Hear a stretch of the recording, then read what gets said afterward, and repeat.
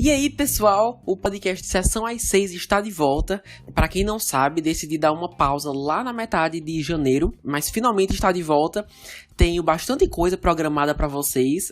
Para quem aí não me conhece, meu nome é Lucas e nessa semana o tema é Marvel. Por muito tempo, nada da Marvel foi lançado. Eles tiveram um intervalo aí enorme, desde Homem-Aranha, Longe de Casa, em 2019, até que decidiram lançar a primeira série Marvel do Disney Plus para dar início à fase 4, WandaVision, ou WandaVision. De todas, é a que estava mais ansioso para assistir. E vocês não têm noção da quantidade de coisas que vamos discutir. Então, vou logo avisando. Já vai se acomodando, pega um lanche, fica confortável, porque vamos falar da história, personagens, revelações, algumas teorias, o formato de lançamento escolhido, o que esperar para o futuro e muito mais. Para isso, vou dividir esse episódio em duas partes. A primeira vai ser uma análise bem breve, sem spoilers, para quem ainda não conferiu. E a segunda vai ser completamente com spoilers. Se você por acaso não quiser esperar e pular logo para a discussão mais detalhada com spoilers, na descrição desse episódio você vai encontrar o minuto exato em que a transição é feita. Mas nessa primeira parte, me baseio só no que o material promocional já divulgou, no caso, pôsteres, trailers, teasers e no que já foi confirmado pelos próprios atores.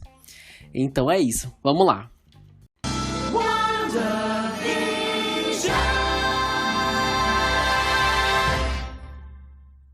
Situada semanas após os eventos de Vingadores Ultimato, Wanda e Visão se esforçam para levar uma vida normal na cidade de Westview, em Nova Jersey, tentando esconder seus poderes. À medida que começam a entrar nas novas décadas, o casal suspeita que as coisas não são o que parecem.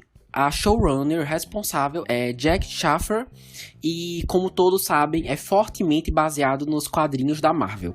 Atualmente é considerada uma minissérie. Olha, antes de mais nada, queria dizer que eu amo a Marvel e a Wanda definitivamente está entre uma das minhas personagens favoritas desse universo. Pelos trailers, a gente já conseguia perceber que ia ser diferente de tudo que eles já fizeram até agora.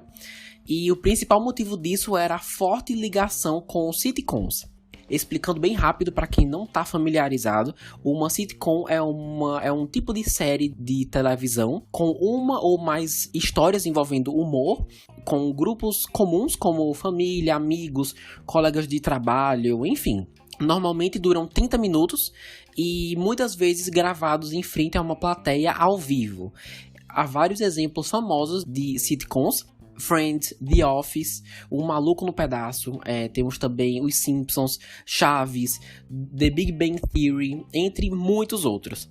Estrategicamente, isso foi uma escolha muito interessante, porque não só foge completamente do formato Marvel de contar histórias, mas também expande o público-alvo para além dos fãs, além das pessoas que já vão assistir essa série de qualquer jeito. Assim é possível chegar até aqueles que, talvez, se não fosse por isso, nunca se interessaria pela narrativa de super-heróis e tudo mais. Eu mesmo tenho uma amiga que não é muito familiarizada com os filmes, os quadrinhos, mas o aspecto de sitcom a chamou a atenção. E provavelmente ela até confira por causa disso. Então, estrategicamente, é uma escolha muito inteligente, mas depois vamos falar mais disso. E é nítido que é uma série com muito mistério.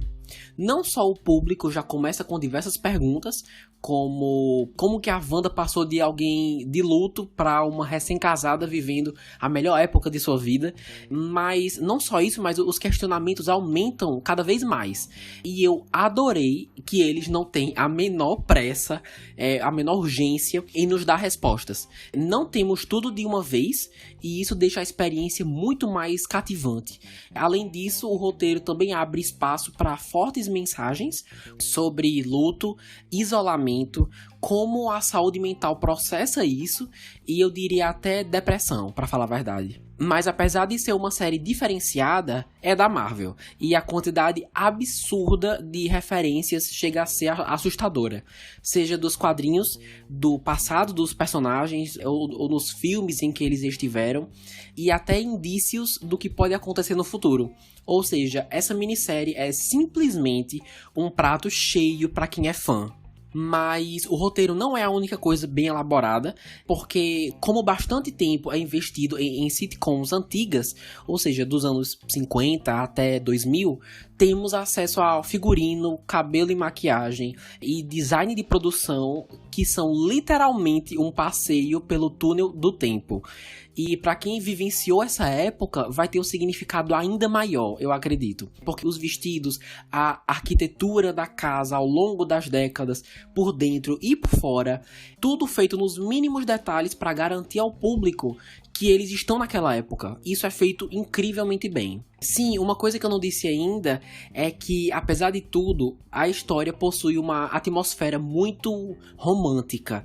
No fim das contas, tudo gira em torno da relação da Wanda com o Visão. E antes de falarmos dos personagens, queria dizer que um dos motivos que me deixam bem animado com a vinda dessas séries todas é ter a oportunidade, em muitos casos pela primeira vez, de termos personagens secundários e terciários como protagonistas de suas próprias histórias e termos a chance como público de nos conectar com pessoas que até então não dávamos a mínima. E eu sinceramente acredito que, pelo menos aqui, essa ideia foi concretizada e com sucesso. Por exemplo, vou confessar pra vocês, nunca fui muito fã do Visão, porque em quase todas as cenas em que ele aparecia, acabava contracenando com personagens bem mais interessantes, seja o Capitão América, ou o Homem de Ferro, ou até a própria Wanda. Mas aqui, eu finalmente senti alguma conexão com o personagem. E também seu relacionamento com a Wanda, digo mesmo. Até então eu nunca tinha me importado tanto, então não vejo a hora de ver se com as próximas séries teremos essas oportunidades com outras pessoas. Mas agora vamos para os personagens. Elizabeth Olsen retorna como Wanda Maximoff, popularmente conhecida nos quadrinhos como Feiticeira Escarlate. Gente, eu vou me esforçar para ser o mais breve possível aqui, porque eu poderia facilmente passar horas falando da performance dessa mulher. Que atriz sensacional. Apesar de ter sim seus momentos em filmes anteriores, nunca chegou a esse nível que nós vemos aqui. Lembra quando eu disse que tudo ajudava o público a se sentir imerso nessa realidade das sitcoms antigas? Pronto, a atuação dela também faz isso. O modo como muda a linguagem corporal para se encaixar no período ou na época em que ela se encontra, o jeito como se expressa com as mãos, o rosto, como ela pisca os olhos, dá para perceber como ela se esforçou para mudar a personagem nesse sentido e também se encaixar no comportamento da época. É realmente surpreendente. Queria pessoalmente destacar os episódios que se passam nos anos 50 e 60, porque não só ela me ajudou a crer que estávamos vendo episódios inspirados em tempos antigos, mas às vezes eu realmente acreditava que estávamos vendo uma série dos anos 60. É claro que o fato de eu admirar muito a personagem ajuda, né? Mas sinceramente eu não ficaria surpreso se ela fosse indicada a um Emmy. Certo. E agora vamos para Paul Bettany, que retorna a interpretar o Visão. Como eu disse, até então era só mais um personagem secundário, sem muito o que fazer, mas no fim da série eu já tinha um certo afeto por ele, e a interpretação do ator contribuiu com isso com certeza. Em muitos casos, eu senti que ele representava o público, ao ter os mesmos questionamentos que nós. E eu gosto do contraste em fazer um androide ter tantas cenas, momentos que o humanizam. Para mim, o Visão é mais humano que muitos personagens da Marvel.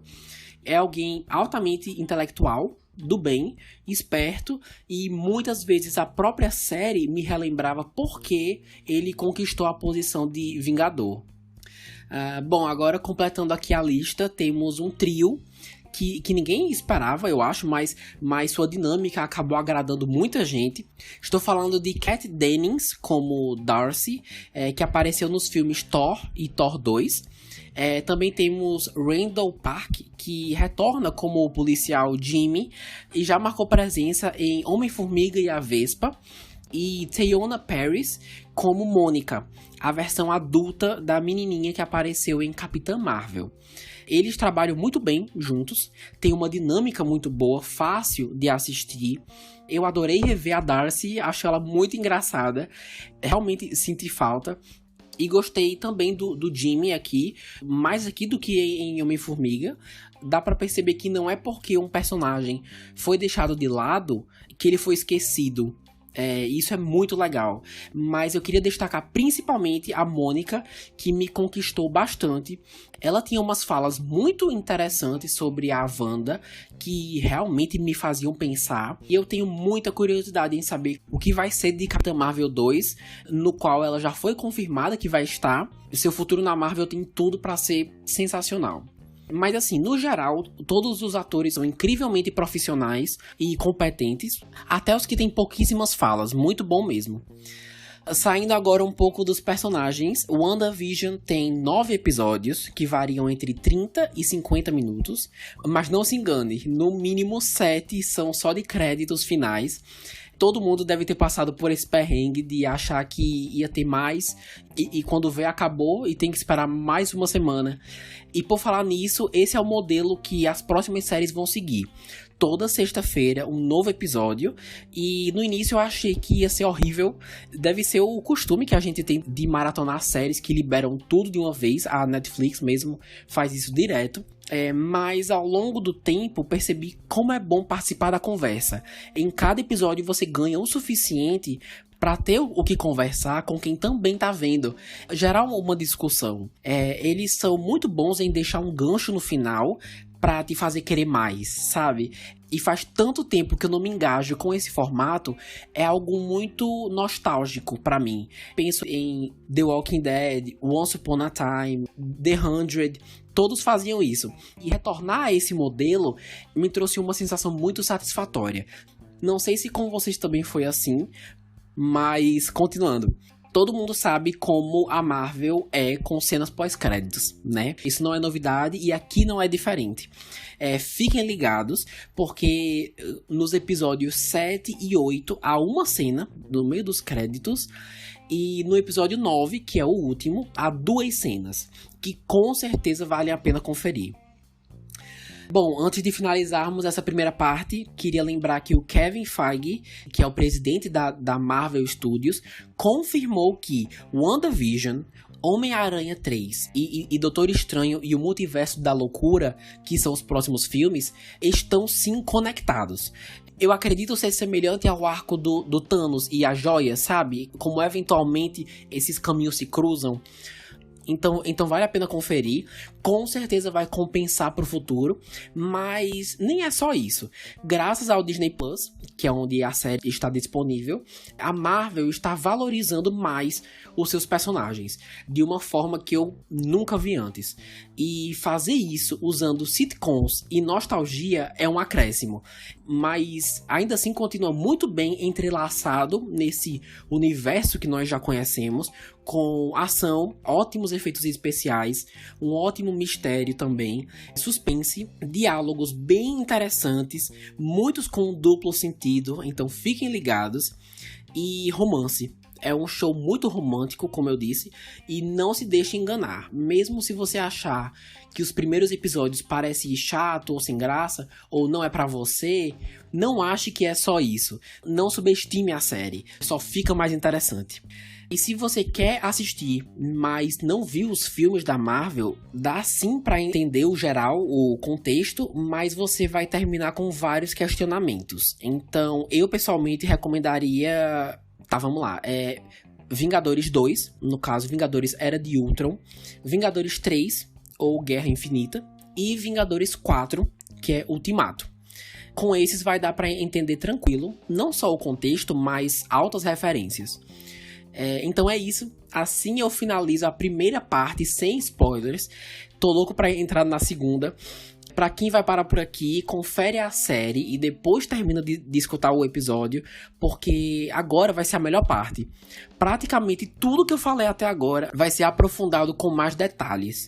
E se você conhece alguém que curtiu a série, compartilha esse episódio e não esquece de acompanhar lá o @sessãoas6 no Instagram para ficar por dentro dos próximos. Temos muito o que conversar, então vamos dar início aos spoilers. Certo, a primeira coisa que eu queria trazer é por que o nome WandaVision?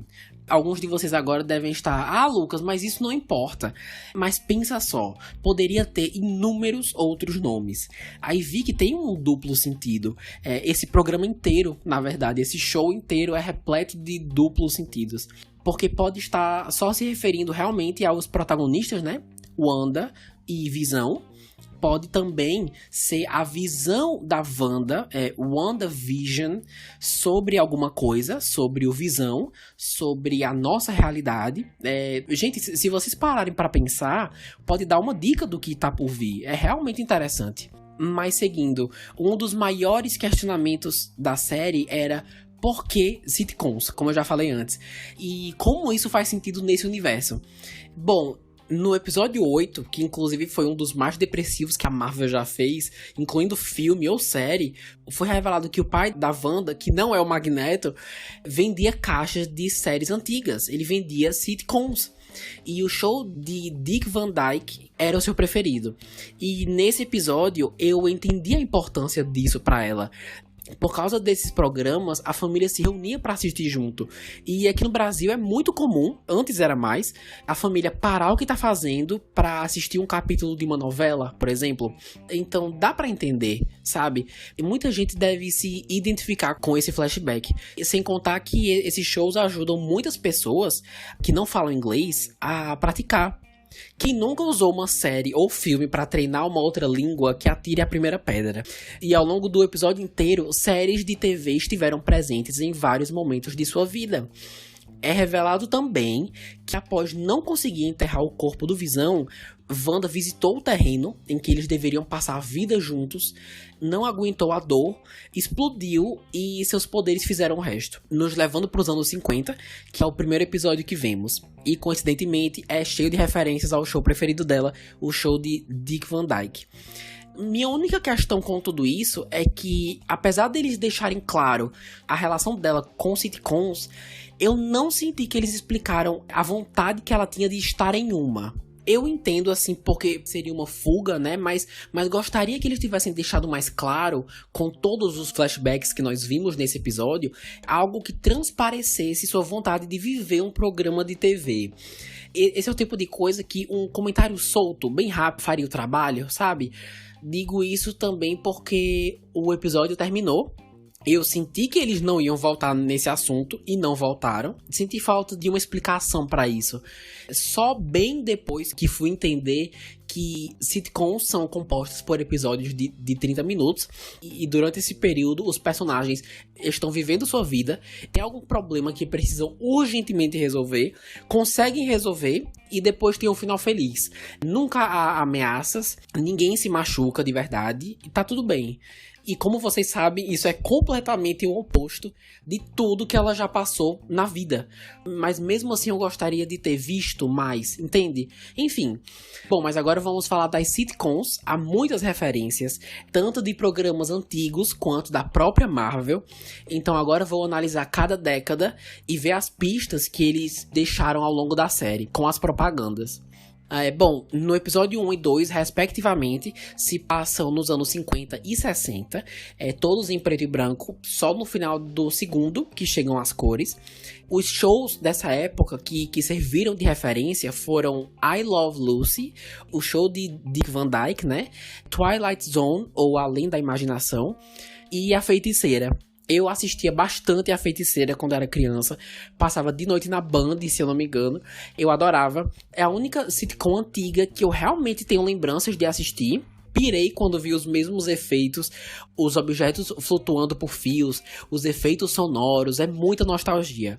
Pra me preparar também vi um episódio de Dick Van Dyke no YouTube pela primeira vez e achei muito fofo. Eu fico imaginando pra quem realmente viveu assistindo essas séries como deve ser, e se uma temporada inteira em preto e branco nesse formato estivesse passando na televisão hoje, eu super assistiria. É bem engraçado como os efeitos práticos, principalmente em A Feiticeira, que antigamente as pessoas ficavam, nossa, caramba, que incrível, que efeitos. Hoje em dia, assistindo WandaVision, a gente fica, legal, que fofo, né? Os objetos flutuando, as portas e janelas se mexendo sozinhas. Foi muito importante para a época, e a showrunner ter os recursos, a tecnologia, o orçamento de hoje para fazer uma coisa mais elaborada, mas ainda assim optar pelos truques dos anos 60 foi bem impressionante, me agradou muito. E o comercial. Quase toda semana víamos um comercial novo. Agora que sabemos que o Wanda criou tudo isso, podemos supor que muitos dos comerciais giravam em torno dela. Como é o caso da torradeira das indústrias Stark, com uma luz vermelha bem estranha no centro, que simulava uma bomba, como a que invadiu a casa da família Maximoff em Sokovia. Tem um flashback só disso, exatamente como o Pietro descreveu no filme Era de Ultron. Quem lembra? E uma coisa, eu achei hilário a patada que esse comercial deu logo no início. O seu marido está cansado de você sempre queimar a sua torrada? Eu fiquei, caramba! De graça. A mulher vai assistir um comercial e é ofendida do nada. Devia ter muito isso nos anos 50. O segundo é de um relógio chamado Strucker, da linha Hydra, ou Hydra, provavelmente relacionado aos experimentos que os mesmos fizeram com a Wanda e o Pietro, envolvendo a Joia da Mente. Mas seguindo para os anos 70, já em cores, esse episódio é sobre o nascimento dos gêmeos, os famosos Billy e Tommy. Os fãs dos quadrinhos devem ter pirado com isso. Aqui temos altas referências ao show Família Brady, ou The Brady Bunch. E a propaganda em questão também é da Hydra. Acho que é de um ensaio de banho ou sabonete, eu não tenho certeza. Mas o modo como o narrador descreve o produto chama muita atenção. Escape para um mundo só seu. Para quando você quer ir embora, mas não quer ir a lugar algum. A primeira coisa que eu penso ao escutar isso é lavagem cerebral. Coisa que a Hydra faz muito bem, né? Só perguntar pro Bucky, todos nós sabemos. Mas o mais interessante vem agora. Encontre sua deusa interior. Muita gente acredita que esteja se referindo à visão que ela teve quando... Olha só, visão, o WandaVision. A visão que ela teve quando era cobaia lá e acabou tocando a joia.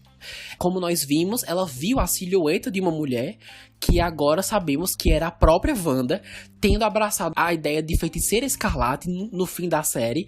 E talvez seja isso que Deus interior queira dizer. É um pensamento interessante. E indo agora pro episódio 5, porque o 4 não há flashbacks. Estamos nos anos 80.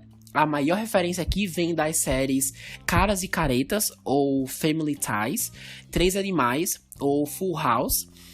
O design da casa, as roupas, as comparações são fortes.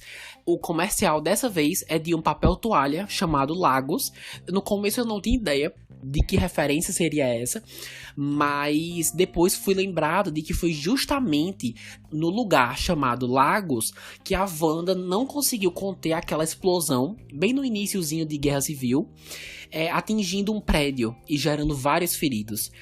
E a confirmação disso é a frase dita no final, Lagos, quando você faz uma bagunça sem intenção, que foi exatamente o que aconteceu. E só uma observação rápida, eu amo que os comerciais refletem a década que está sendo retratada, por mais sutil que ele seja. Nos anos 50 foi aquela patada lá, né, da torradeira. E aqui eles inclusive falam, os maridos também podem usar. É muito interessante como isso reflete e diz muito sobre as épocas em questão. Mas agora estamos no episódio 6, episódio do Halloween. inclusive com aquelas referências absurdas de cada um vestido o seu traje equivalente ao dos quadrinhos. E de todas as aberturas que a série tem, essa foi a minha preferida. As crianças correndo pela casa com uma câmera e filmando tudo. Achei muito engraçado. É realmente muito abertura de série dos anos 90. E chegamos ao comercial mais perturbador de todos. Dessa vez é uma animação para promover um iogurte chamado Yo Magic. Em inglês é uma abreviação para Your Magic, ou seja, a sua magia. Basicamente, uma criança morreu de fome numa ilha deserta porque não conseguiu abrir o produto. Eu não sei como tudo isso ajuda a vender o produto, mas a questão não é essa. E quem faz a locução é um tubarão. Assim, até agora eu não tenho 100% de certeza do que isso significa, mas acredito que a criança simbolize a Wanda pela roupa vermelha e porque é ruivo, e o tubarão é a Agatha. E a criança morrer de fome por não acessar os poderes pode ser uma alusão à Agatha absorvendo essa magia. Tanto que o tubarão fala: eu lembro que eu sentia fome toda hora, aí comecei a tomar Yo Magic, ou seja, Your Magic, a sua magia. E agora tenho tempo pra tudo, alguma coisa assim. Não sei, só sei que é bem perturbador, até fiquei bem surpreso. E como nesse episódio a gente ainda não sabia da Agatha, não tinha como ter certeza. Mas agora sabemos que os comerciais não só são sobre o passado da Wanda, mas também o futuro. Ou dicas do futuro da Marvel. E pra fechar essa década, as referências dessa vez estão principalmente no show Malcolm in the Middle. Indo agora para o último comercial, chegamos aos anos 2000, e que maneira melhor do que fazer uma abertura inspirada em The Office. Eu pirei quando vi, a música é super parecida, mas aparentemente é uma referência da série Happy Endings, que eu nunca ouvi falar, mas na minha cabeça é de The Office, e é isso. Para completar as referências, há muito de Modern Family aqui. A principal característica que eu notei foi de sentar e conversar com a câmera. Talking Heads, né, que chama. É muito bom. Mas o comercial dessa vez é para um antidepressivo chamado Nexus. A propaganda é tão interessante que eu traduzi boa parte e queria compartilhar, porque acredito ser realmente importante para o futuro. Vamos lá. Se sentindo depressivo, como se o mundo avançasse sem você, você só quer que te deixem sozinho? Pergunte ao seu médico sobre Nexus, um antidepressivo único que te ancora de volta à realidade, ou à realidade de sua escolha. Os efeitos colaterais incluem sentir seus sentimentos, confrontar sua verdade, aproveitar o seu destino e possivelmente mais depressão. Que horror.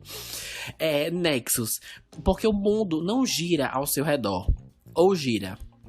Primeiro de tudo, quem compraria um negócio desses? A pessoa tá com depressão, aí vai tomar pra ficar mais deprimida, outra propaganda esquisita. Mas enfim, parte disso eu sinto que é sobre a Wanda, pra variar, né?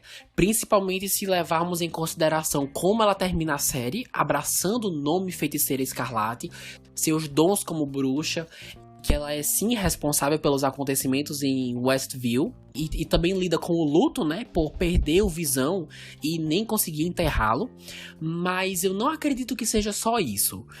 Fui dar uma pesquisada sobre esse nome no universo Marvel, se já tem aparecido antes, e Nexus já foi citado sim em Thor 2, descrito como Nexus de todas as realidades.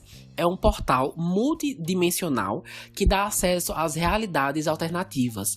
O multiverso é só uma questão de tempo até isso ser melhor explicado no futuro, tenho certeza. Quem sabe até em Homem-Aranha 3, que, como dito antes, vai estar diretamente relacionado com WandaVision e Doutor Estranho. E mais uma coisa, nos quadrinhos existem os seres Nexus, pessoas com a capacidade de alterar a probabilidade, ou seja, podendo controlar aí o fluxo da linha do tempo. Eu não quero aprofundar muito porque eles não explicaram isso direito, mas eles existem.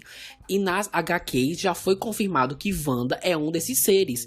Não sei se eles vão trazer isso até o fim nos filmes, mas é bom ficarmos de olho. E no multiverso também.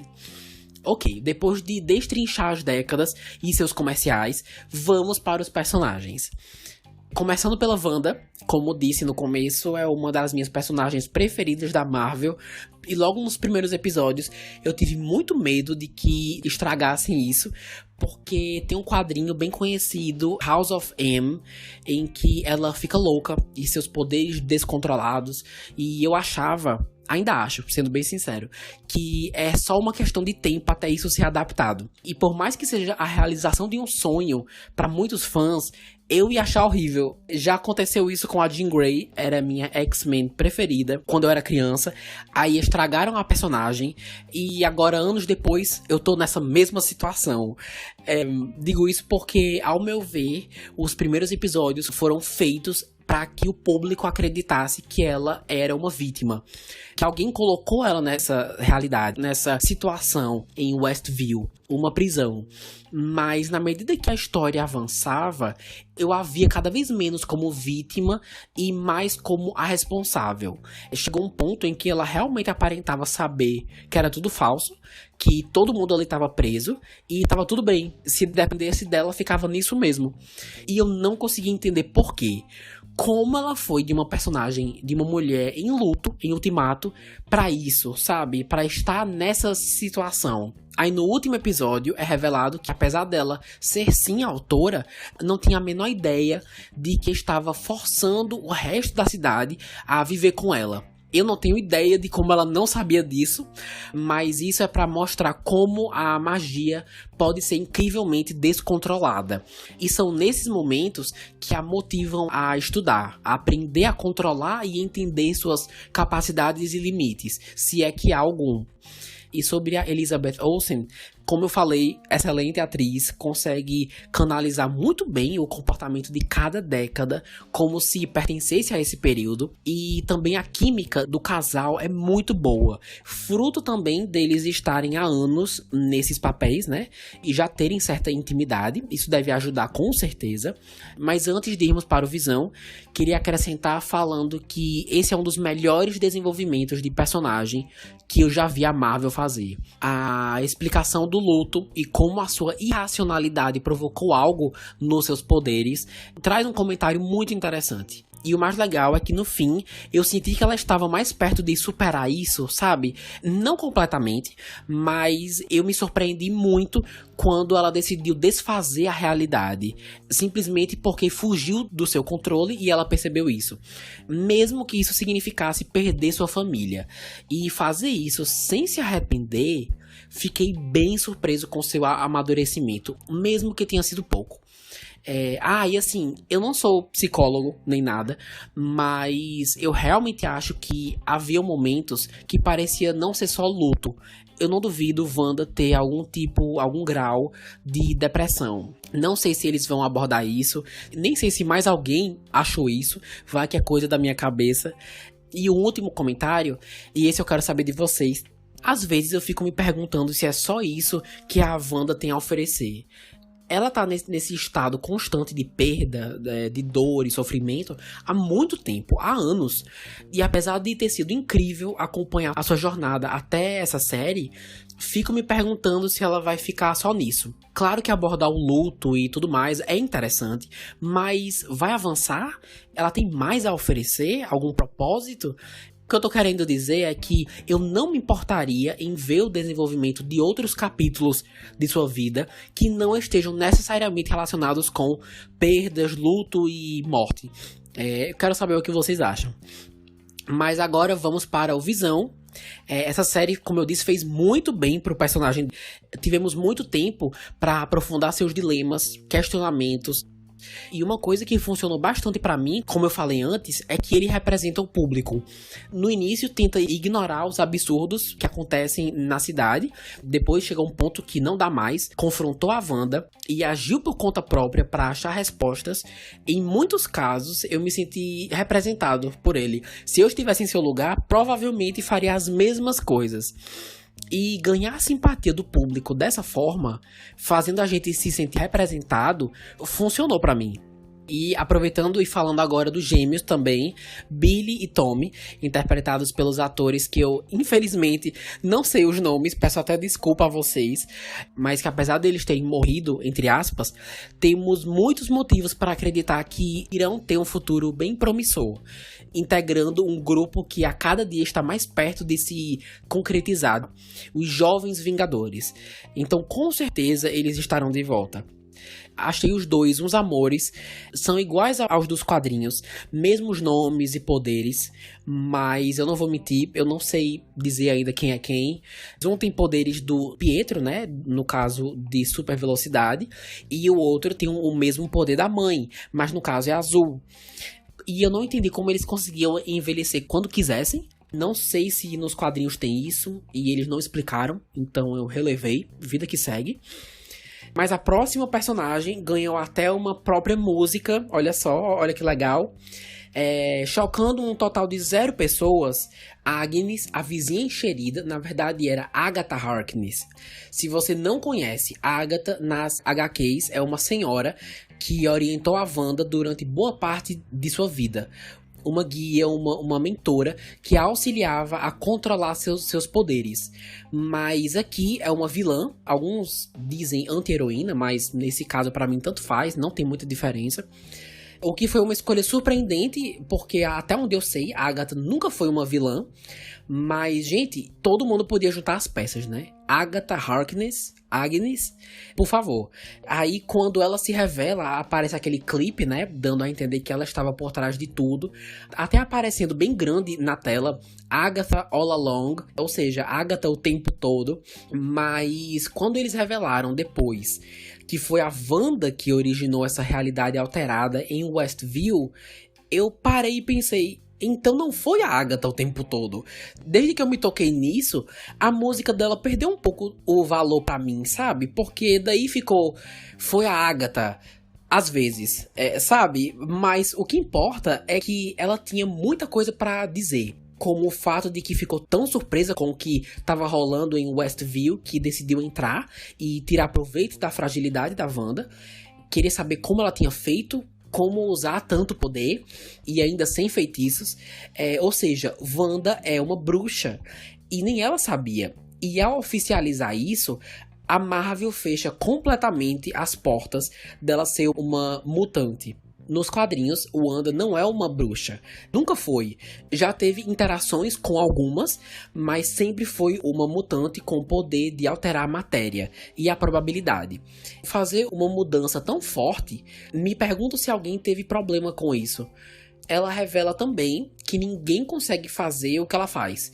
Ter um poder desse e usá-lo a quilômetros de distância por dias, sem uso de feitiços ou encantamentos, capaz de criação espontânea, ela é uma lenda. Alguém que não devia existir, citada nos livros de tão rara que é a Feiticeira Escarlate, alguém que mexe com a magia do caos. É assim que a chamam.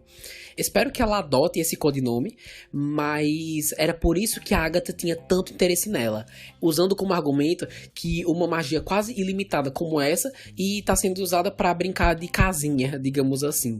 Então tá aí a motivação. E isso rende ótimas sequências de ação no último episódio. Mas antes disso, temos um flashback contando sua história de origem e aparentemente Agatha tem mais de 1 século de vida e foi condenada em Salem pelas outras bruxas por traição, por ousar aprender magia além do seu conhecimento. Ela até diz, só o que eu queria era que alguém me ensinasse. E isso gera um contraste muito interessante entre ela e o Doutor Estranho. Porque enquanto ele é um protetor da magia, guardião dos conhecimentos e blá blá blá, ela quer o poder para benefício próprio, para usar quando e como quiser. Pelo menos foi isso que eu entendi. Não tenho 100% de certeza do que ela queria fazer com os poderes da Wanda. Mas isso gera uma dualidade muito interessante. Me pergunto se eles vão se enfrentar algum dia. E fiquei muito feliz que ela não morreu. Ia ser um desperdício enorme se isso tivesse acontecido. Mas Wanda, após derrotá-la, a aprisiona nesse papel, nessa personagem da Agnes, a vizinha enxerida. E isso permite que ela retorne a qualquer momento no futuro da Marvel. Fico imaginando a gente no cinema, algum dia, vendo uma cena pós-créditos e aparece a Agatha pedindo uma xícara de açúcar. Aí todo mundo fica, meu Deus! E o povo que não entendeu a referência vai ficar tipo, gente, a coitada só pediu uma xícara de açúcar. Nossa, vai ser ótimo, já tô imaginando. Ela vai voltar, com certeza. A última a ser comentada é a Mônica. Foi revelado que a mãe dela, infelizmente, faleceu. Maria, né, a melhor amiga da Capitã Marvel. Mas ela deixou um legado absurdo. Criou a organização chamada Espada, ou SWORD. Sigla que significa Equipe de Supervisão, Pesquisa, Avaliação e Defesa Armada. Semelhante à SHIELD, mas é voltada para assuntos espaciais. Nos quadrinhos, Mônica Rambeau é uma heroína. Já foi chamada de Photon, Espectro e até Capitã Marvel. Com a habilidade de se transformar e controlar qualquer tipo de energia dentro do espectro eletromagnético. Ou seja, raios gama, ultravioleta, eletricidade, micro-ondas. Na série, ela ganhou os poderes por passar 3 vezes pela barreira da Wanda, alterando assim o seu DNA. E eu me pergunto se qualquer um que fizesse isso ganharia poderes. Mas gostei muito dela, mesmo sendo uma das prisioneiras da Wanda, ainda foi imparcial, não deixou isso lhe impedir de fazer o certo e alertá-la das consequências de seus atos. Basicamente, toda vez que ela abria a boca, tinha alguma coisa interessante para dizer. É outra personagem que eu não vejo a hora de continuar acompanhando na Marvel. Certo, como vocês puderam perceber, eu adorei essa série, mas há uma coisa ou outra que achei uma oportunidade perdida. Então vamos lá.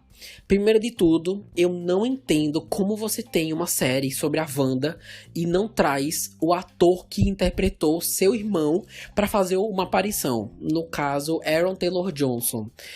Mano, inventa um motivo. Alucinação, um flashback, realidade paralela, tanto faz.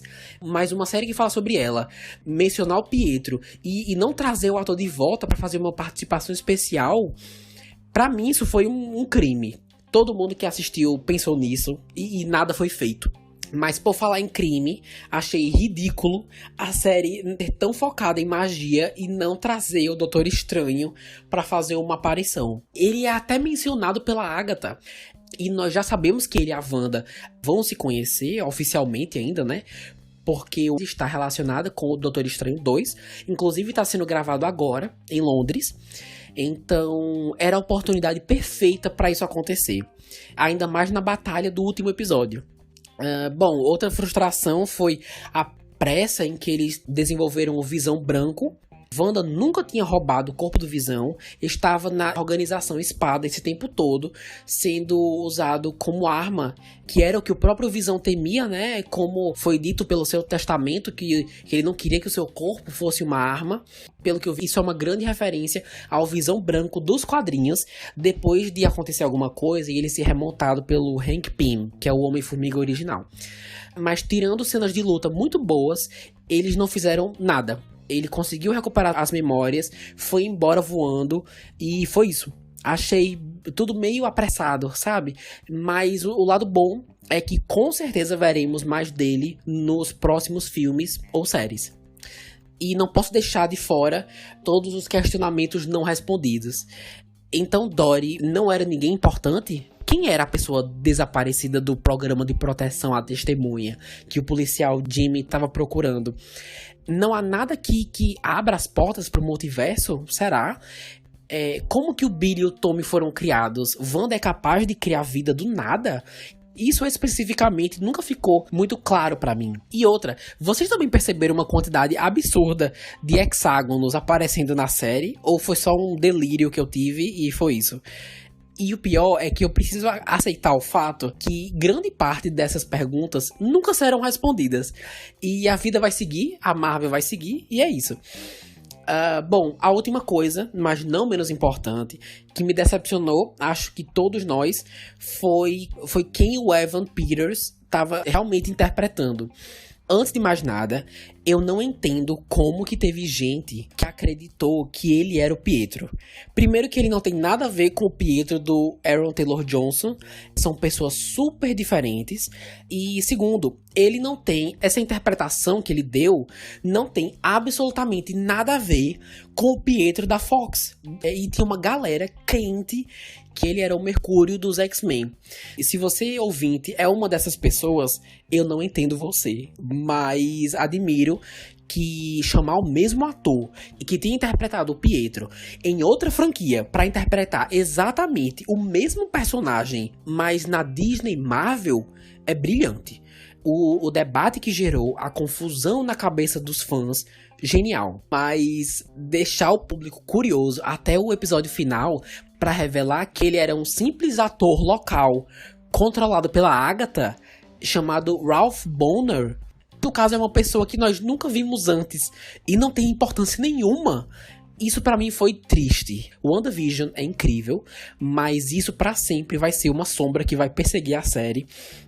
Ninguém nunca vai esquecer o potencial perdido e as inúmeras coisas que poderiam ter sido feitas com esse personagem. E por falar em potencial perdido, antes de irmos para as cenas pós-créditos, eu queria falar um pouco sobre teorias. Teorias sempre fizeram parte da Marvel, isso é um fato, ainda mais porque qualquer coisa é uma referência aos quadrinhos, né? Como vocês perceberam só escutando esse episódio. No caso, os quadrinhos são a base de tudo, mas em WandaVision, especificamente, muitas pessoas, e eu me incluo nisso, foram tomadas por teorias e ideias que só resultaram em frustração. E aí uma coisa, essa é a única vantagem pra quem vai ver tudo de uma vez, porque essas pessoas não têm espaço pra criar uma teoria maluca, é só assistir. Enquanto nós tínhamos uma semana entre um episódio e outro pra discutir e supor o que vai acontecer depois. Mas vamos admitir que a gente deu uma leve aloprada, né? Mephisto, Mutantes, Multiverso, Ultron, Quarteto Fantástico. Tivemos um pequeno descontrole nas teorias. Mas, em nossa defesa, os próprios atores fizeram declarações completamente falsas. Elizabeth Olsen disse que a gente ia ter uma participação especial nível Luke Skywalker em Mandalorian. E Paul Bettany disse que algum ator ia fazer uma participação ainda não revelada, que o personagem dele passou muito tempo contracenando e que ele sempre quis que acontecesse e adorou. Eu tinha certeza que era o Doutor Estranho ou o Pietro. Aí, quando vê, era o próprio Paul Bettany contracenando com ele mesmo, no caso Visão e Visão Branco. Nossa, ridículo. Mas sobre Mephisto, pra quem aí não conhece, nas HQs, basicamente é a versão da Marvel de um demônio. E quando a Feiticeira Escarlate criou os filhos espontaneamente, ela não sabia, mas estava usando fragmentos da alma dele pra criá-los. Aí depois o próprio pegou esses fragmentos de volta, fazendo com que, consequentemente, as crianças fossem absorvidas junto. É um rolê bem louco. E com a chegada dos gêmeos e as múltiplas referências e até citações do inferno na série ou do diabo, tínhamos certeza de que era só uma questão de tempo até ele aparecer. Eu tinha muita certeza de que era ele quem o Evan Peters estava realmente interpretando. Acho que ele ia fazer um trabalho sensacional.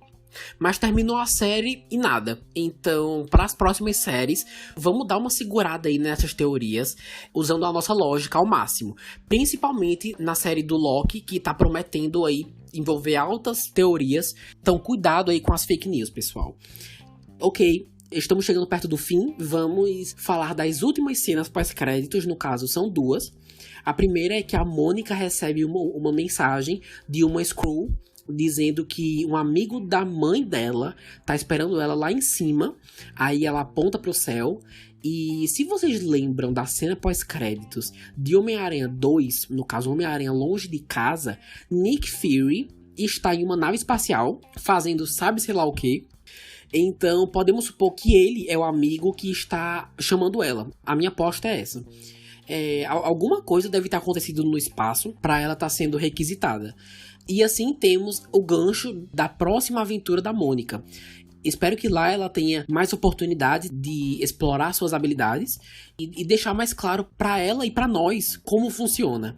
Bom, já a segunda cena a Feiticeira Escarlate é vista morando em um lugar completamente isolado da sociedade, perto de umas montanhas. Se eu não me engano, eles não especificam aonde é. E enquanto seu corpo fazia as atividades de rotina, seu plano astral estava estudando loucamente aquele livro lá da Agatha, acho que se chama Darkhold, e isso mostra uma coisa que ela mesma tinha dito antes, minutos atrás, que ia entender esses poderes.